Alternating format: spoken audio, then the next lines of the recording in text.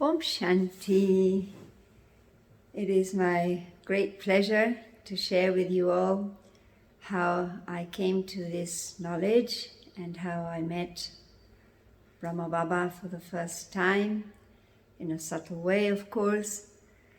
34 years ago, I was traveling the world and I was in search of the meaning of true love and the meaning of life.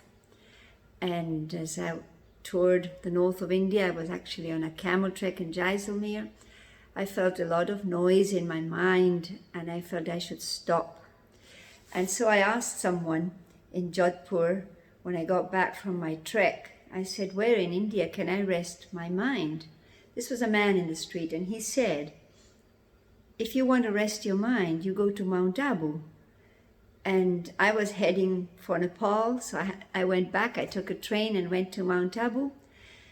And there, at the Dilwara temple, I met a group of BKs, and I was so struck by them because they were foreigners. They were so happy, and I thought, I wonder why these people, who they are. How come they're so happy? And so they told me, we are young people from around the world who practice meditation. So I said, well, I'm sure meditation is going to help my restless mind because I really felt I needed to stop. I was touring for about way over a year. And so I came to Madhuban, and the first thing that I was told was the pictures of the visions of Brahma Baba, those huge original pictures in Om Shanti Bhavan with the circle of his face. And the sister was telling me on and on about these visions. And I couldn't take my eyes off his face. And I said, I seem to know this man. And my thought was, he is so beautiful. And I wondered, because for moments, it seemed like he wasn't an Indian. I said, I wonder if he's a foreigner as well. And so I was really touched by seeing him. And then they took me across to Madhuban. And I had this feeling that is the school and this is the home and this is my place.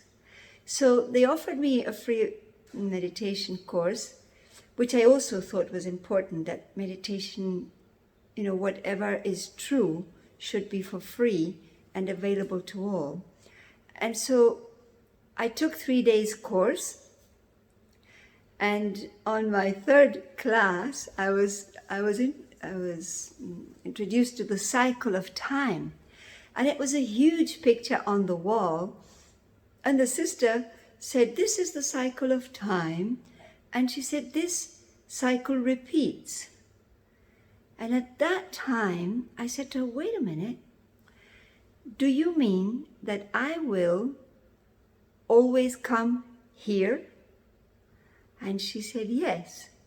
And she said, you have always come and you will always come.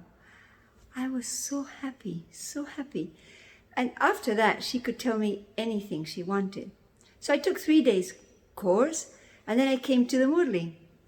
And when I came to the Murli, Daddy Prakashmani said, do you remember having been here 5,000 years ago? And that blew my mind. And then I was introduced to Daddy Janki.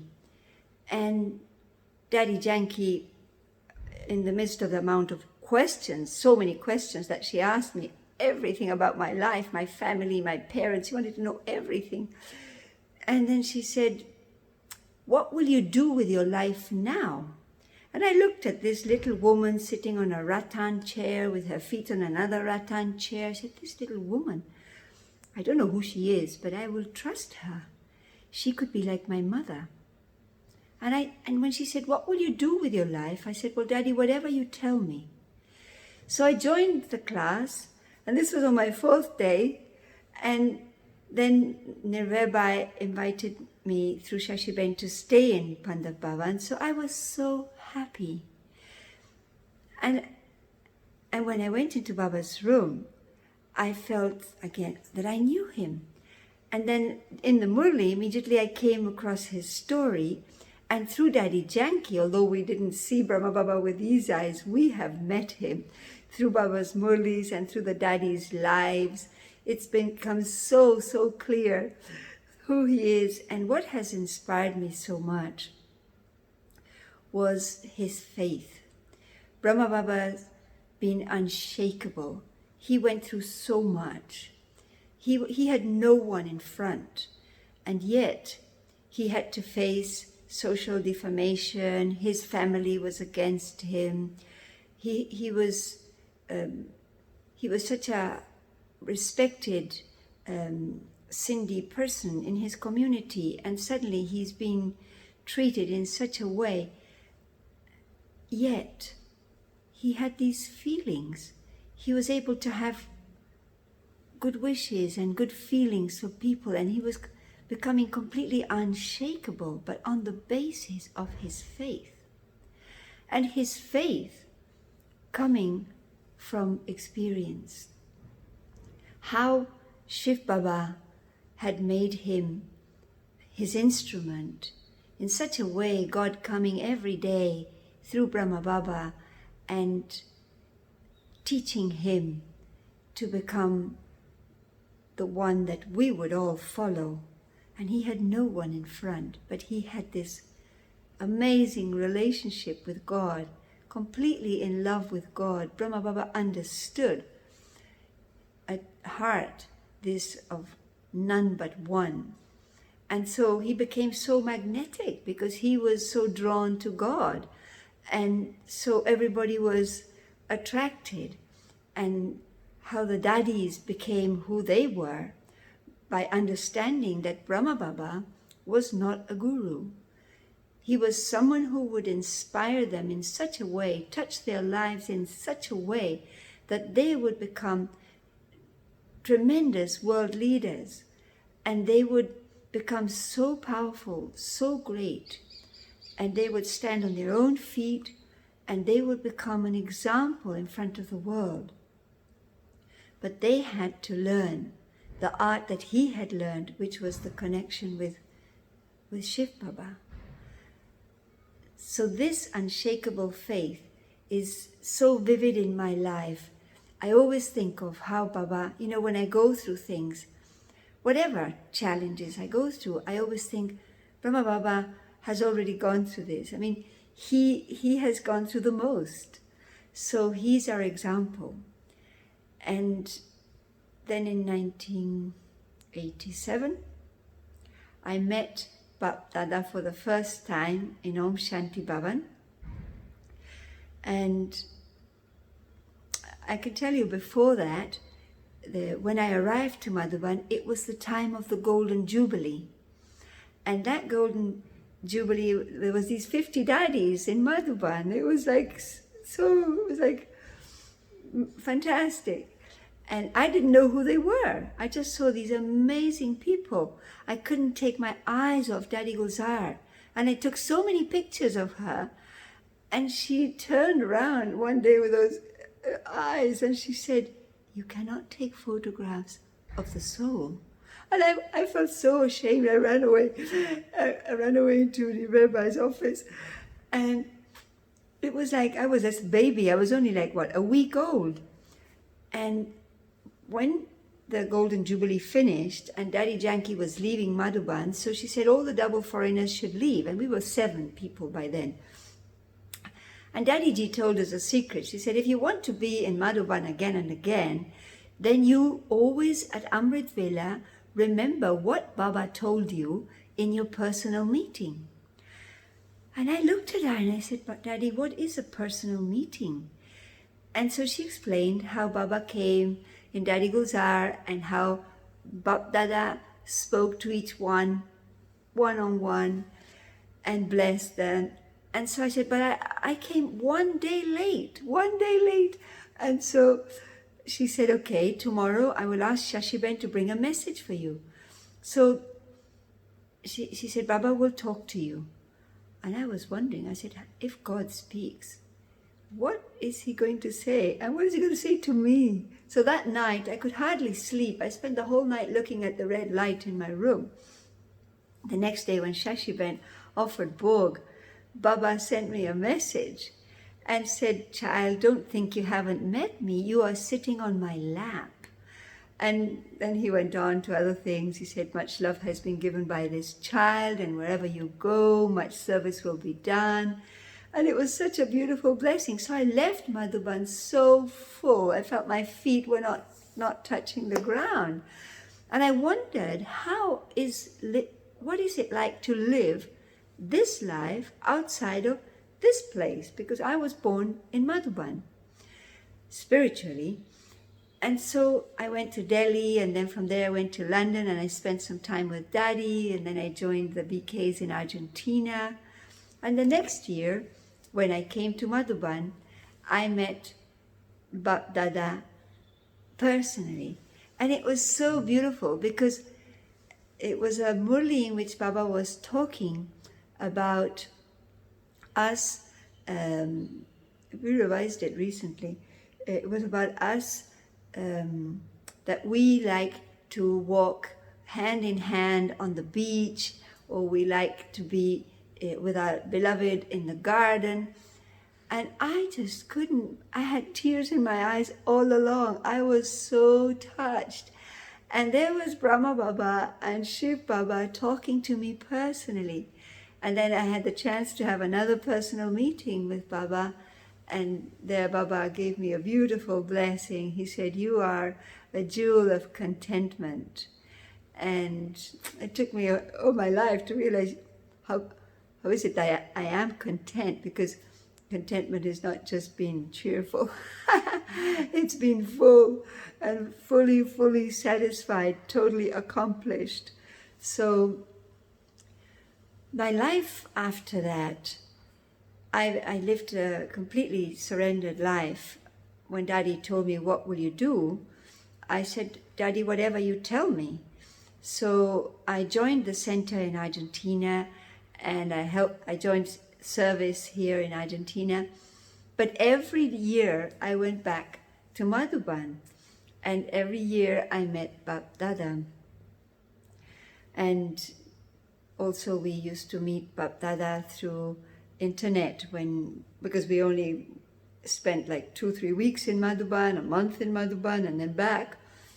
So many Avyakt meetings, and Baba giving us so much sustenance. The true angel, the big angel, telling us all how to become angels as well.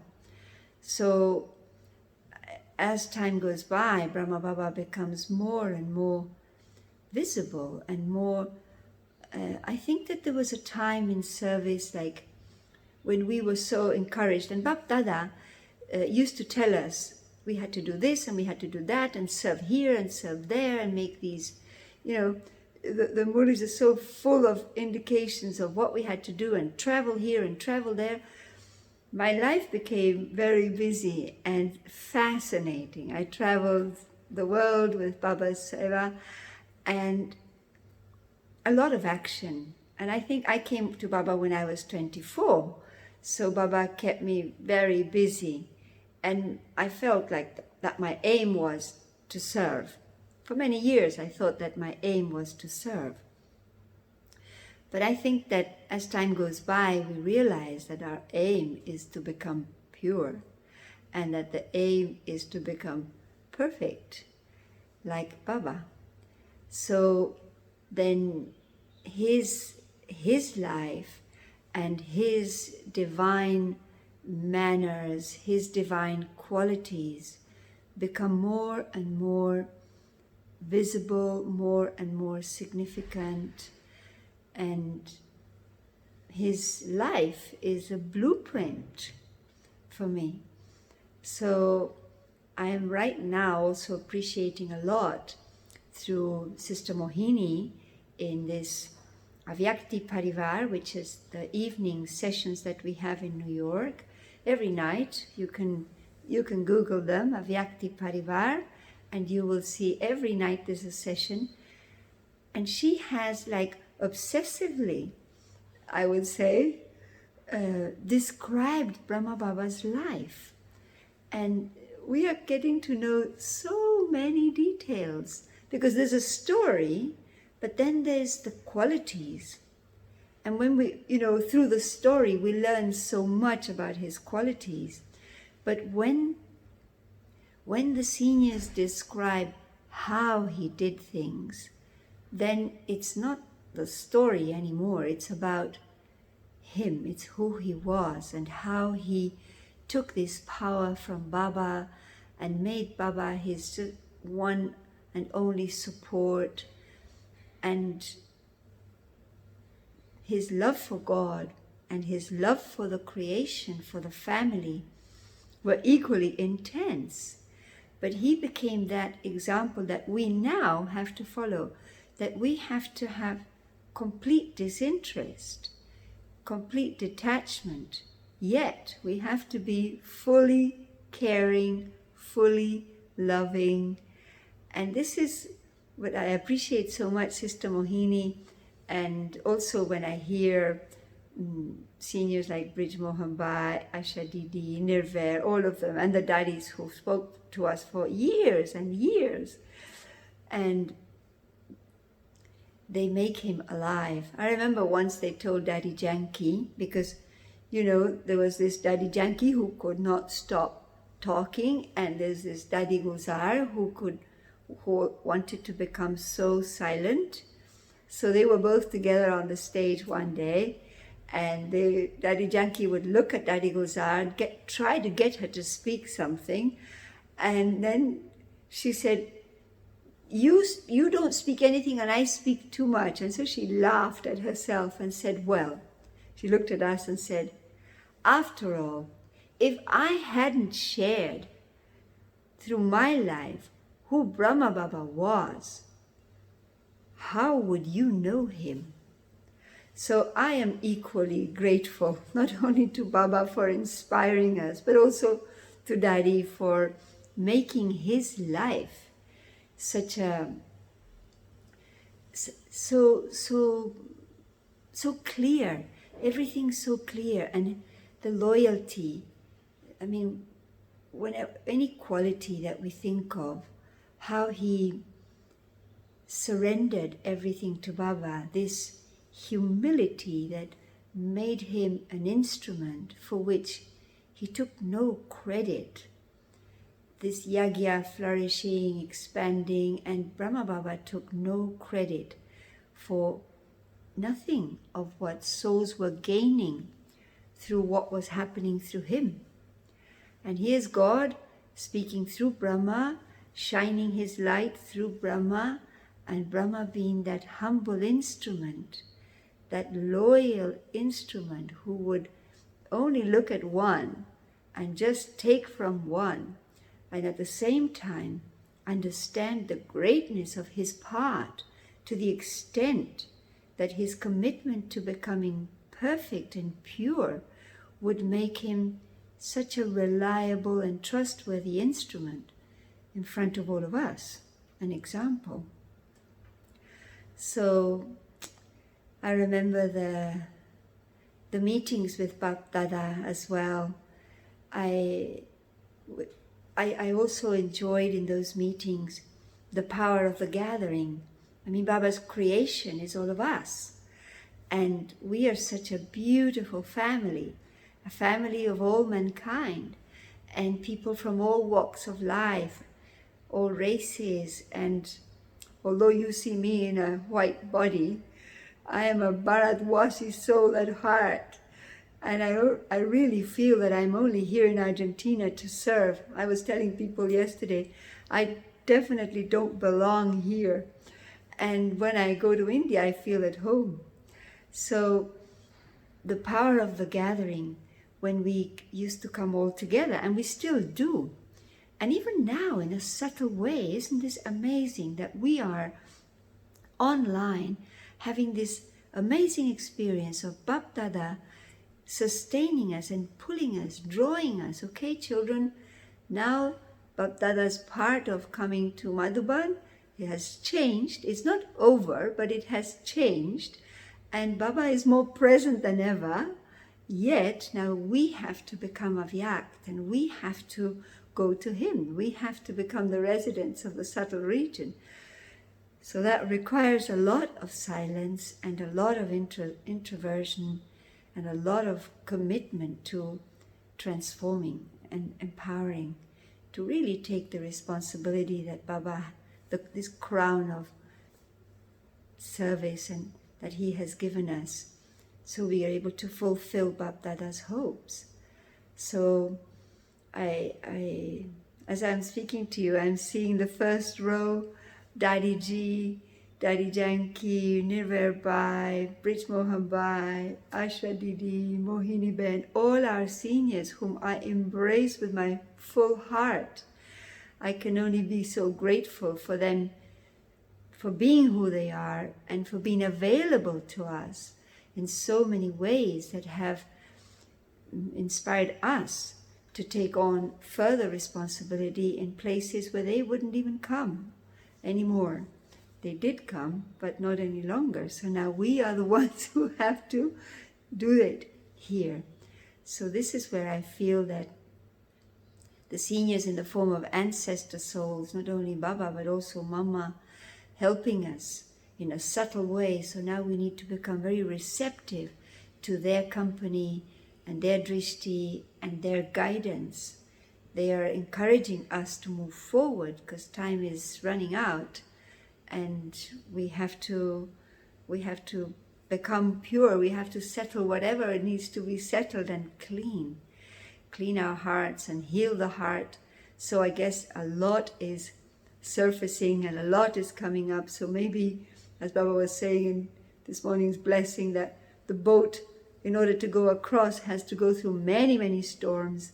And so, but that's only coming to let us know that it's the boat of truth that will never sink. So what can I say? Just a big thank you from my heart for this unlimited yagya, to Baba for making my life so precious, to Brahma Baba for being my guiding star, and for the daddies and seniors for being my guardian angels as well. So, Om Shanti.